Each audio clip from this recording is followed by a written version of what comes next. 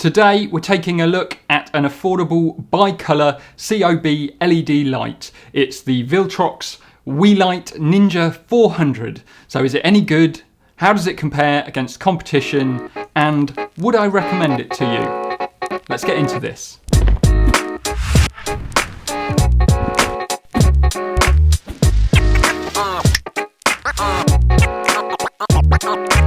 Hi friends, Will here. It's been absolutely ages since I've uploaded, so it's so great to be back talking to you all. If you're new here, then please consider subscribing to the channel if you're into filmmaking, tutorials, photography, and following my general journey as I learn filmmaking and photography. Before we get into the review, I should let you know that I was sent this light free of charge for the sake of review, but I'm under no obligation to say anything nice about the light. Viltrox won't get to see the video before it's uploaded, but just for full disclosure, it's worth you knowing that. Also, links to everything that I talk about in the video, including the Ninja 400 and some of the competitors, are linked in the description. So if you want further information or to check them out, then they're down there. So first of all, let's talk about the specs for the light.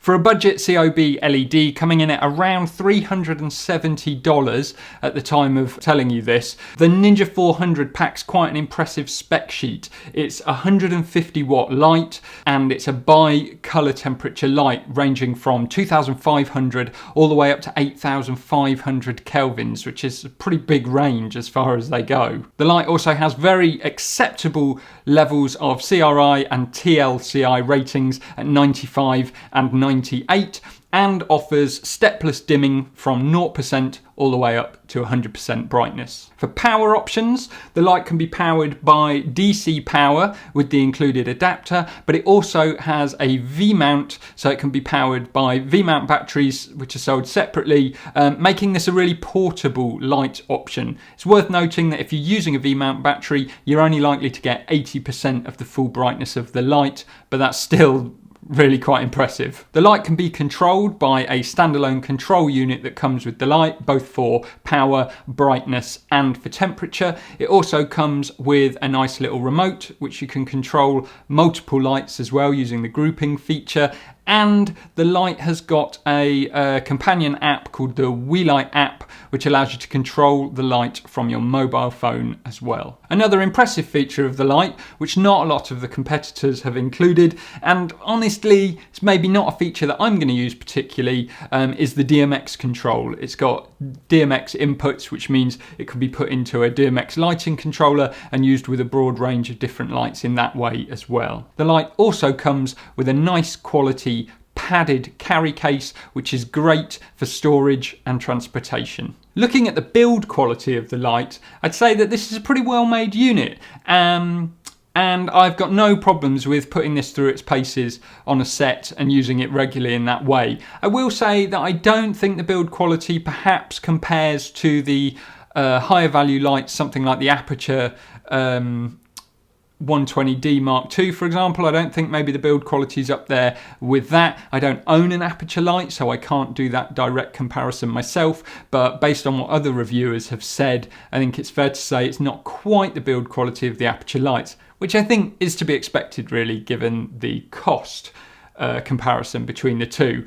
Compare this on the other hand to something like the Godox SL160 or the Photaville Pixel C100, which I'm actually using as my key light right now, and this feels sturdier. I'd say it's a better quality light and going to last a lot longer than either of those two options. Also worth mentioning that whilst I don't have the newer Godox VL150 light, based on my research, it would appear that this and that particular light are probably quite similarly matched. Still not quite as nice as the Aperture lights, but much better than the other budget options. Now let's talk a bit about the output of the light. So it's a 150 watt light and it's certainly not shy when it comes to brightness. Now Viltrox themselves claim that the light is 16,700 lux at 1 meter. I don't have a light meter, so I've no way to test that. And also in the documentation from Viltrox, they don't really make it clear if that rating has been done with the reflector or without the reflector, and what modifiers might have been used if it was with a Fresnel, for example. So it's hard to sort of test that. But what I can say is it's a hell of a lot brighter than the Pixel C100. And based on other tests that I've watched other people do, it's about the same as the Aputure 120D Mark II, if not slightly brighter based on a couple of reviewers' tests. To give you a bit of a real world example about the brightness of the light, I've been using it a lot paired with a 70 centimeter parabolic softbox from Lofus, very similar to the Light Dome 2 by Aputure. And with that, in a talking head scenario like this is being shot now, I've been using it between 30 and 40% brightness and been finding that to be really high output. One other thing to mention about the output is 1% is very, very bright. It doesn't go really, really dim. Even 1% is quite a lot of output, so it's just worth considering. So what's it been like using this light? I mean, as far as user experience goes, a lot of these COB LEDs are quite similar now in the way they work and function, but there are a few things which I think are worth mentioning, particularly about the Ninja 400. One really nice thing about this light is its quick release yoke lock, which you've got here, this red switch, which unlike other lights which just have a sort of a locking nut, this quick release function is really nice, and it's got these strong teeth which lock it in, which mean even under the weight of quite a heavy modifier like a light dome, the light stays really solid, which is nice. The mount of the light also features 2 holes, so the light can be mounted as it's shown here, vertically, or you can put it sideways, horizontally mounted, and lock it on. I don't think even the Aputure lights have that feature, so that's nice and gives you a few more mounting options when it comes to placement of the light. The standalone control unit that you get with the light includes a nice fabric hanging strap with a plastic detachable clip, which is nice, means you can hang it on your light stand. One thing that's a bit of a shame though is you still have quite a large power brick on the wire, which is kind of trailing on the ground. I've noticed some of the competitors, including Godox and Aputure, have done like a V-mount Velcro strap, so you wrap the Velcro around the power brick and then that clips into the V-mount on the back of the control unit. That would have been nice if they'd have included that, but it's certainly not a deal breaker. The remote that comes with the light is really functional, easy to use, and notably it takes 2 AAA batteries, which is a nice departure from those weird watch batteries which a lot of the other competitors include in their remotes. AAA for me personally, so much easier to get my hands on. I generally always have them in the office somewhere, so that's quite nice. Even more notable than the remote though is the app, which I found is super nice to use, a little bit nicer user interface than the clicky buttons of the remote. It automatically connects to the light, so there's no sort of syncing or Bluetooth or networks to consider. You just download the app, open it up, and it just connects to the light, which is really nice. So yeah, the remote is a nice little touch actually. One other thing to mention about using the light is, like most of these COB LEDs, it does have a fan and there is some noise from the fan, but I'm pleased to say that actually this is really silent. I can't see really any scenario where the fan noise from this would be an issue. Maybe an edge case if it was really close to a very quiet scene, but yeah, compared to something like the Godox SL160, which people have complained about, the fan noise, it's really quiet. I'll play a short clip of the fan now.